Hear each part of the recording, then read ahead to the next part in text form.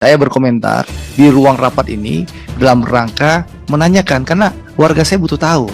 Ini pertama benar nggak investasinya sudah PSN? Karena dongengnya di kampung saya itu udah dibilang PSN. Itu satu. Yang kedua, apa betul Abako ini karena tanah yang dimintanya 30.000 hektar. Ya Pak Menteri, lebih gede loh daripada tanah yang ribut di Rempang itu. Bebaskan keluarga kami.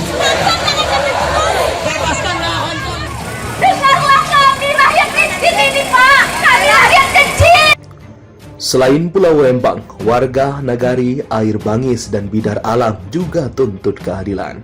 Sebenarnya di Bidar Alam ini adalah kasus yang sudah lama, di mana tahun 2005 perusahaan masuk dan mendapatkan izin lokasi dan sampai mendapatkan izin usaha perkebunan. Lalu karena ada perjanjian bagi hasil 60-40 dengan masyarakat, tapi hasil itu tidak pernah didapatkan oleh masyarakat, sehingga perusahaan sampai saat ini sudah dicabut izin lokasinya dan sudah diberi beberapa peringatan oleh Pemkab Solo Selatan. Nah, selanjutnya karena persoalan itu, karena hasil ini tidak pernah diberikan oleh perusahaan, masyarakat tentunya mengambil alih lahannya kembali karena perjanjiannya tidak pernah dilakukan oleh perusahaan. Karena kita rasakan pada saat ini, kami sudah sampaikan juga tadi, dari tahun 2005 sampai 2020 masyarakat Bidar Alam tidak menikmati kemerdekaan dengan dirampasnya hak-hak masyarakat Nagari Bidar Alam, yaitunya khususnya terhadap lahan atau tanah, lahan garapan. Itu memang sebuah lahan garap tanah ulayat, tapi lahan garapan produktif dari masyarakat ataupun anak-anakan kami yang diserahkan terhadap perusahaan tadinya.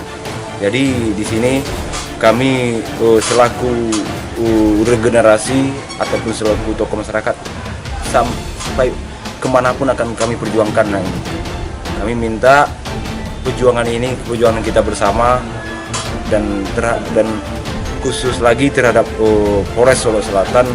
Kami masyarakat Bidar Alam ataupun selaku tokoh masyarakat, kami siap akan mendampingi masyarakat kami dalam proses hukum sampai apapun, sampai kemanapun. Kita sampai kepada sebuah situasi. Saya Alfian Tanjung, terah khusus atau terah asli, saya adalah titisan tepian Danau Maninjau. Saya nyatakan kepada siapapun yang menyimak penyampaian saya hari ini, saya nyatakan di mana bumi dipijak, di situ langit dijunjung. Sekali layar terkembang, pantang surut ke belakang.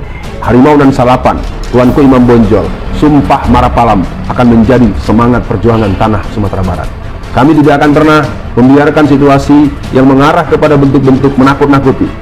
Tidak ada cerita orang yang sadar akan dirinya, eksistensinya, kampung halamannya, lalu mendapatkan perlakuan dengan bahasa-bahasa yang sangat menindas, termasuk kerja-kerja penindasan. Respon awal seperti itu. Untuk PSN Air Bangis, saya ingatkan pada Bung Kameramen, beberapa pekan yang lalu oknum-oknum Brimob menyerbu masjid. Mereka masuk dengan menggunakan sepatu yang tidak dilepas. Betul. Itu merupakan fakta. Ada sesuatu yang harus dibaca. Ini berarti ada tanda-tanda panggilan jihad untuk seluruh warga Sumatera Barat.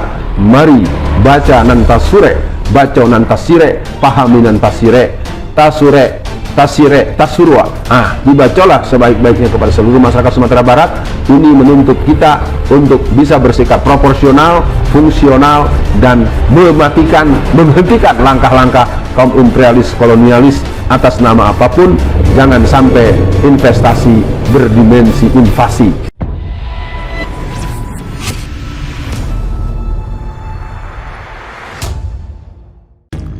Selain Pulau Rempang, warga Nagari, Air Bangis, dan Bidar Alam juga tuntut keadilan. Tempo.co Jakarta. Masyarakat Jorong, Pigoga, Patibubur, Nagari Air Bangis, Kabupaten Pasaman Barat, dan Badar Alam Kabupaten Solok Selatan, Sumatera Barat mendatangi Komisi Nasional HAM Republik Indonesia pada Senin 18 September 2023. Didampingi Lembaga Bantuan Hukum, Badang bersama Wahana Lingkungan Hidup, Sambar, perwakilan dua kelompok masyarakat itu melaporkan kasus pelanggaran HAM yang mereka alami. Direktur Walhi Sumbar, Wengki Purwanto menyampaikan, kasus yang dialami oleh kedua kelompok masyarakat ini merupakan bukti negara masih menyampingkan hak masyarakat hukum adat.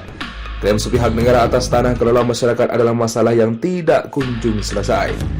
Negara sampai saat ini masih terlihat berwatak Orde Baru dalam menyelesaikan konflik agraria, kata Wengki dalam keterangan tertulis. Atas hal tersebut, Walhi Sumbar meminta agar penyelesaian konflik agraria, kehutanan, dan wilayah kelola masyarakat diselesaikan secara restoratif justice. Negara harus menghormati, melindungi masyarakat di negara air bangis dan harus menghentikan proses kriminalisasi terhadap petani di Badar Alam, ujarnya.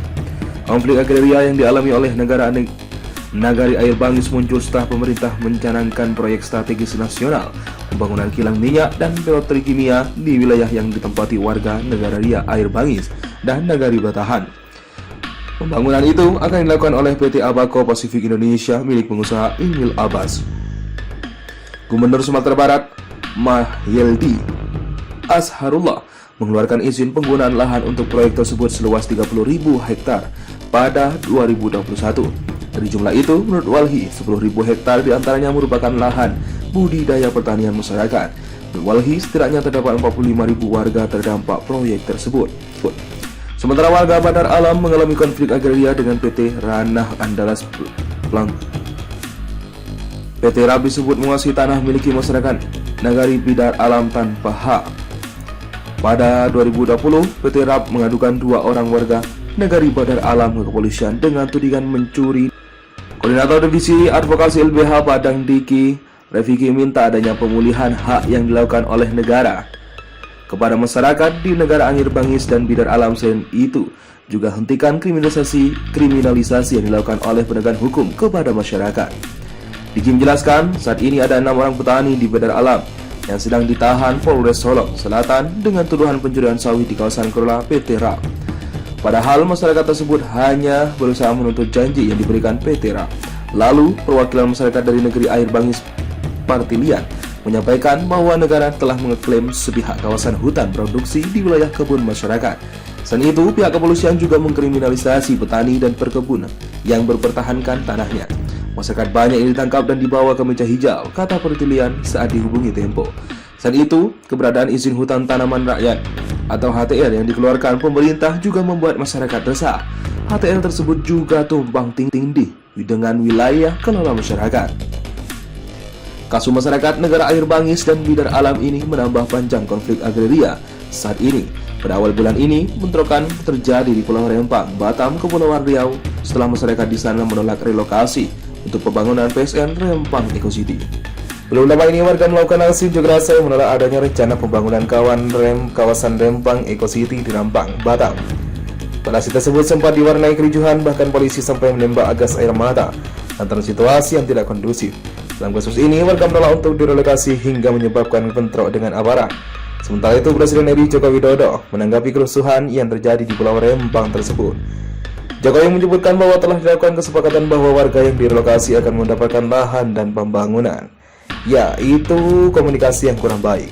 Saya kira kalau warga diajak bicara, diberikan solusi, ungkap Presiden Jokowi kepada wartawan di Pasar Karanggot, Cilegon, Banten pada Selasa 12 September. Dan itu yang mengatakan sebenarnya sudah ada kesepakatan mengenai relokasi warga, namun kesepakatan itu tidak disampaikan dengan baik. Karena di situ sebetulnya sudah ada kesepakatan bahwa warga akan diberikan lahan 500 meter plus pembangunan tipe 45. Tapi ini kurang dikomunikasi dengan baik sehingga terjadi masalah, jelas Jokowi. Mendengar hal tersebut, seorang akademisi juga pengamat politik, Rocky Gerung, menanggapi pernyataan RI ini. Melalui tayangan video pada kanal YouTube Rocky Gerung Official, ia kembali lontarkan kritik pedih kepada Presiden Jokowi. Menurut Rocky Gerung, permasalahan ini bukan hanya masalah komunikasi. Pak Jokowi sebagai presiden dengan enteng ini cuma soal masalah komunikasi. Soal Pak Jokowi nggak punya kalimat lain. Sini Rocky Gerung pada YouTube Rocky Gerung Official. Tiap kali masalah komunikasi, soal harga BBM, soal apa aja itu soal masalah komunikasi. Padahal di belakang ini ada program fundamental, yaitu pertentangan antara hak rakyat dan industri-industri besar, sambungnya. Menurut Rocky, hal ini bukan disebabkan oleh kurangnya komunikasi, sebab salah satu penyebab terjadinya kerusuhan ini merupakan dampak dari Omnibus Law. Rocky menyebutkan secara filosofi Omnibus Law dapat mempercepat pembangunan, sehingga komunikasi tidak diperlukan lagi sebab telah diatur oleh Omnibus Law yang menyebutkan segala strategi pembangunan Presiden yang dilakukan meski dengan segala konsekuensi. Jadi ini bukan aplikasi Pak Presiden, ini soal rencana pembangunan yang oleh Pak Presiden diasumsikan harus berjalan. Karena ini program Presiden kan, dan ini sebetulnya akibat pertama dari Omnibus Law. Jelasnya, jadi Pak Jokowi jangan berlindung pada ketidakmampuan Anda membuat kalimat, pungkasnya.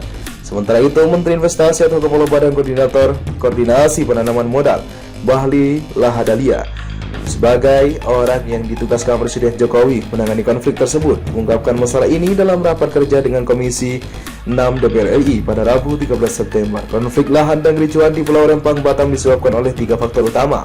Pertama, masalah komunikasi yang tidak berjalan dengan baik antara masyarakat, pemerintah, dan aparat keamanan. Pada poin kedua, masalah juga disebabkan adanya 6 perusahaan di wilayah Rempang yang telah berizin dan dicabuti izinnya karena adanya kekeliruan prosedur. Bahlil juga mengungkapkan poin ketiga bahwa tak semua pihak, termasuk negara lain, senang dengan proyek investasi tersebut bila terus berjalan.